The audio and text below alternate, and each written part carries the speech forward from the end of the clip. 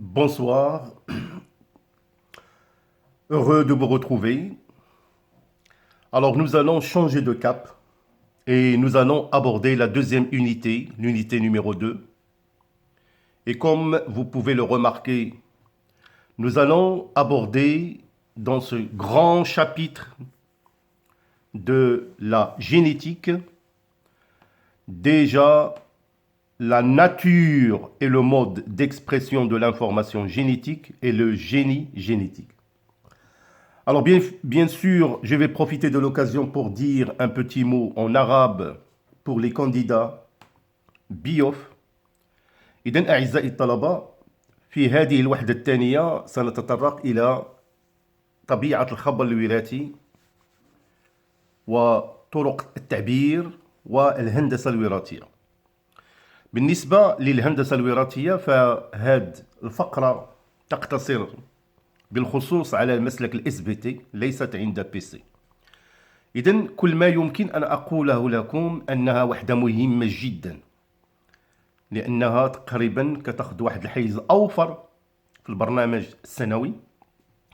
إذن من ناحيتي غادي نحاول ما أمكن كما تعهدت في لي فيديو ديالي أن بوغ المسلك يعني الدولي بالفرنسي أنني غادي نحاول ما أمكن يعني نقدم لكم دي كابسول اللي فيها أهم ما يمكن معرفته، وإن شاء الله غادي تكون مرفوقة بدي فيديو افيك دي زانيماسيون، يعني دي فيديو اللي كيشرحوا بعض الميكانيزمات اللي غادي نطرقوا ليها في هذه الوحدة. إذن غادي نحاول ما أمكن نمشي بطريقة سلسة بتعبير يكون سهل. المهم من هذه الوحدة كما الوحدات السابقة هو أنكم تعلموا يعني اكتساب معارف باللغة الفرنسية اللي انتم مقبلين عليها باش تدوزوا بها الامتحان. إذا الله يرضي عليكم شيء من يعني المواصلة، وحاولوا ما أمكن أنكم تشوفوا لي فيديو حسب التسلسل الزمني ديالها، لأنها غادي تمكنكم من معرفة يعني الوحدة بواحد الطريقة اللي هي سهلة. إذن على بركة الله. Alors tout d'abord, nous allons bien évidemment se poser quelques questions. Nature et mode d'expression de l'information génétique.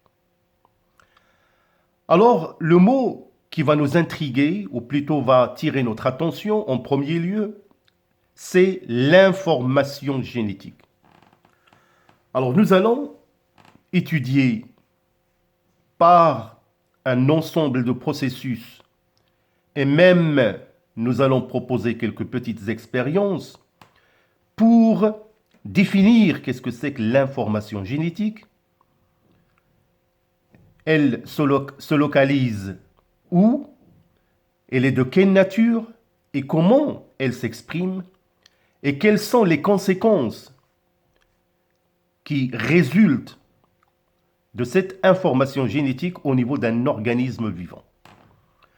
Alors tout d'abord, nous allons commencer bien évidemment par une petite introduction. Pour cette raison, nous allons tout simplement dire que les individus appartenant à la même espèce représentent tous des caractères communs de leur espèce qui peut être soit animal ou végétal.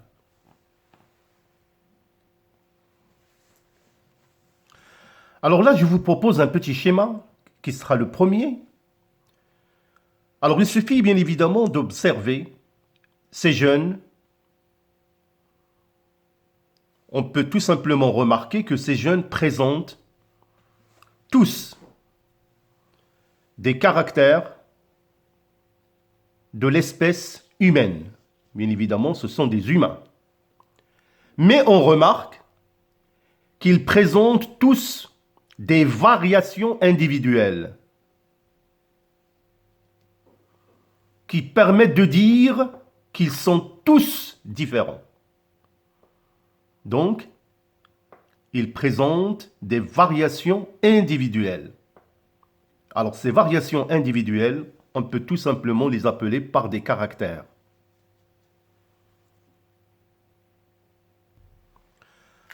Alors, de la même manière, je vous propose un deuxième schéma. Bien évidemment, ce sont des fruits, des pommes, mais ce qu'on peut remarquer tout simplement, la diversité des caractères individuels de ces pommes. Donc la couleur rouge, verte et jaune. Alors que les trois pommes, bien évidemment, appartiennent à la même espèce végétale qui est le pommier. Alors nous allons encore pousser notre curiosité et je vous propose un troisième schéma qui vous donne encore une fois une possibilité de voir de près la diversité des caractères individuels chez les chiens.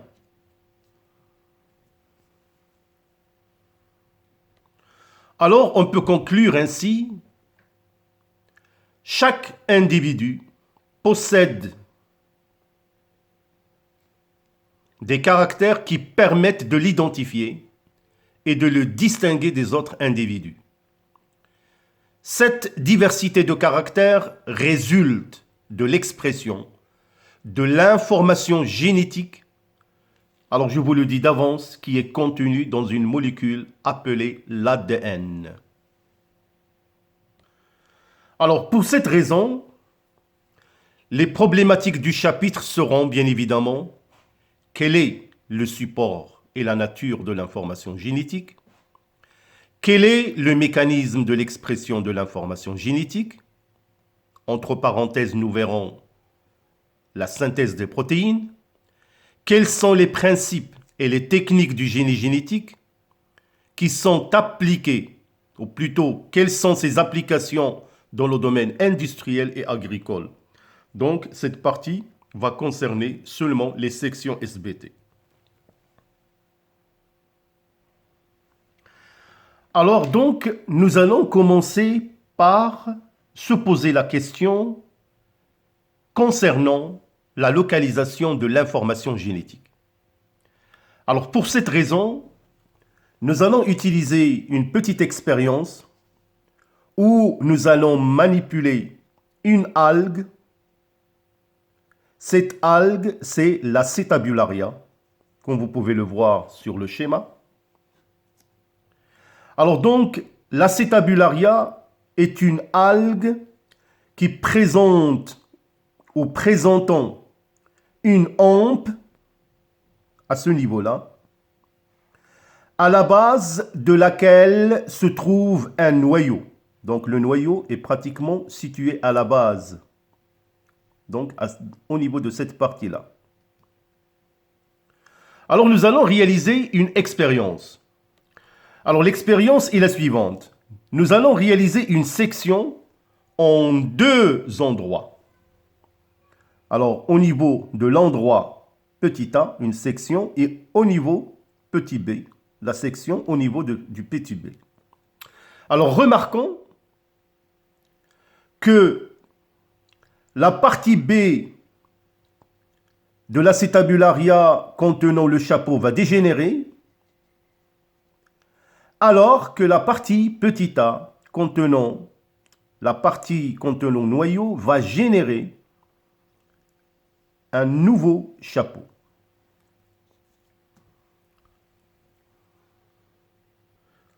Donc, comme je vous ai dit concernant l'expérience, on va réaliser une section en deux endroits différents, A et petit A et B. On remarque que la partie contenant le chapeau B dégénère, c'est-à-dire disparaît, et la partie petit a contenant le noyau génère un nouveau chapeau. Alors voilà ce que présente l'expérience effectuée au niveau de cette algue Acetabularia. Alors donc, nous allons bien évidemment tirer une petite conclusion. Alors la conclusion est, on conclut donc que l'information génétique est localisée dans le noyau. Alors pour cette raison, nous allons bien évidemment parler des cellules et nous allons voir comment ces cellules présentent leur structure, surtout l'ultrastructure et les organites dont ils disposent. Alors pour cette raison, je vous présente 3 types de cellules. Une cellule animale, une cellule végétale et bien évidemment un organisme unicellulaire qui est la bactérie. Alors remarquons que chez la cellule animale et végétale, ils sont dotés ou contiennent un noyau que j'ai coloré en jaune qui est entouré par une membrane, cette membrane appelée la membrane nucléaire. Alors que chez la bactérie, on remarque un filament qui est dispersé, libre dans le cytoplasme, il n'est pas entouré par cette membrane nucléaire. Alors pour cette raison, on a classifié les organismes vivants en organismes eucaryotes, et j'entends par le mot cellule eucaryote, c'est toute cellule contenant un véritable noyau, c'est-à-dire entourée par une membrane nucléaire qui contient l'information génétique à l'intérieur. Alors que le petit filament que je viens de vous montrer, c'est bien évidemment l'information génétique qui est dispersée, libre dans le cytoplasme sans membrane nucléaire. Alors les cellules qui n'ont pas un véritable noyau sont appelées des cellules prokaryotes. C'est vraiment à retenir.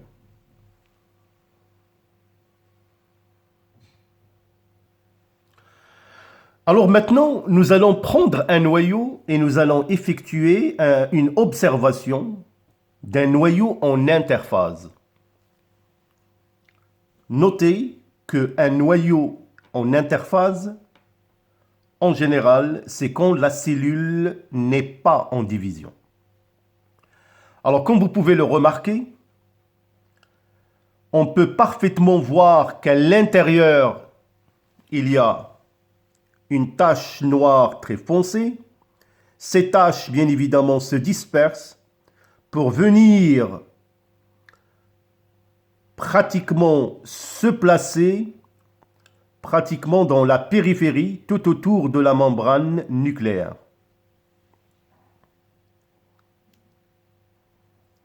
Alors parfaitement, on peut noter, par exemple, que la membrane nucléaire, ce qui est marqué en jaune, alors les petites taches dispersées de partout à l'intérieur du noyau et dans la périphérie, c'est de la chromatine. Alors que la tache centrale, c'est le nucléole.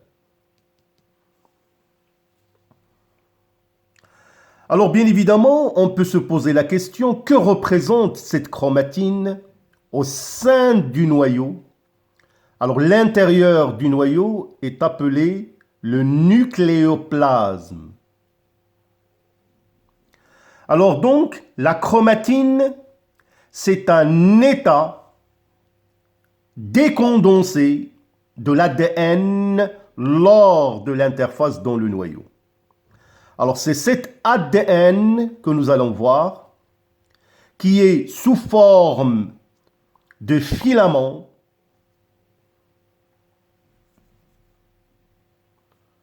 Alors on peut parfaitement voir cette chromatine sous forme de filaments.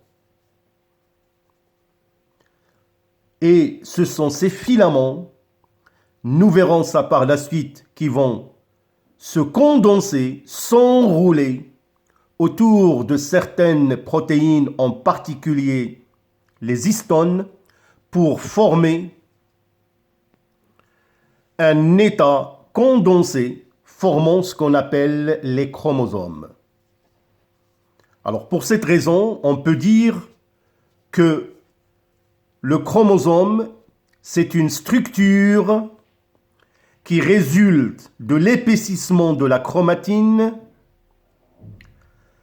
et ils sont composés d'ADN et de protéines, en particulier les histones.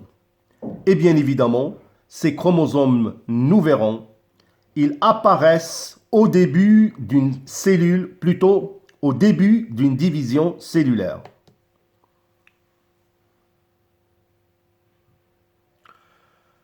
Alors, ce schéma a un très grand agrandissement, nous montre bien évidemment la chromatine qui est enroulée tout autour des protéines, les histones. Alors là, je vous présente à droite le schéma qui représente cette association de l'ADN histone qui forment des filaments qui sont très fins, appelés des nucléofilaments. Alors remarquez ici, quand les filaments d'ADN s'enroulent autour de la protéine des histones, on parle de nucléosome.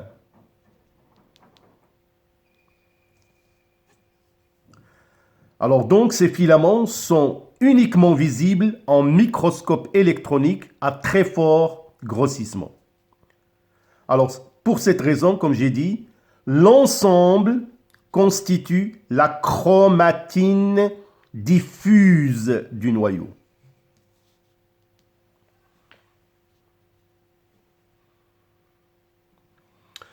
Alors, bien évidemment, nous verrons par ce qui va suivre dans notre capsule ou nos capsules que l'information génétique qui est cette molécule d'ADN, normalement, il est présenté sous forme d'une double hélice. Et nous remarquons qu'à partir d'un diamètre de 2 nanomètres, on assiste à une spiralisation de ce filament autour des protéines, les histones formant ce qu'on appelle la chromatine en collier de perles, donc ce qui fait que le diamètre atteint 11 nanomètres. La transformation se poursuit jusqu'à atteindre 30 nanomètres. Et là, on assiste à la formation de fibres de chromatine qui sont faites de nucléosomes empilés dans un noyau en interphase.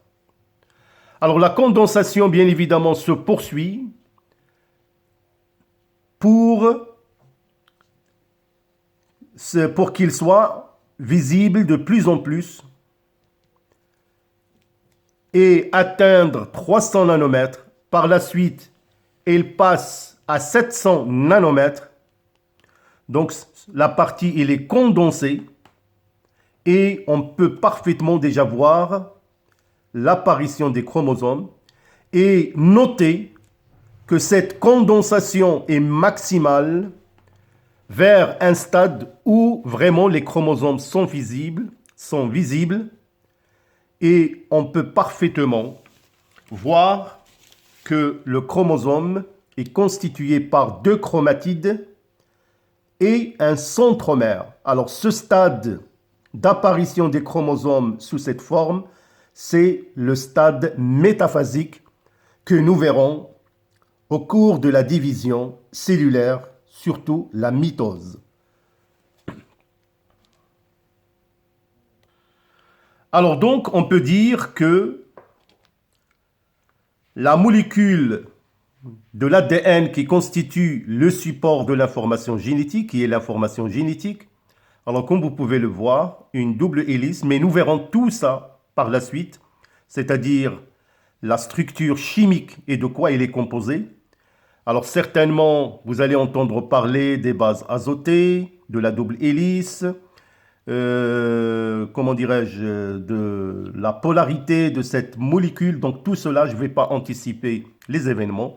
Mais dans ce schéma, j'aimerais bien seulement vous montrer que depuis la molécule d'ADN et son enroulement autour des protéines, les histones, bien évidemment, on arrive à la formation des chromosomes.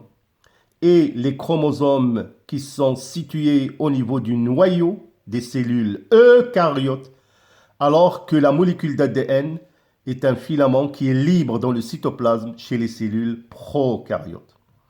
Alors donc, on peut tirer comme conclusion pour ce premier chapitre que les chromosomes sont essentiellement constitués d'une substance chimique qui est l'ADN, qui est le support de l'information génétique.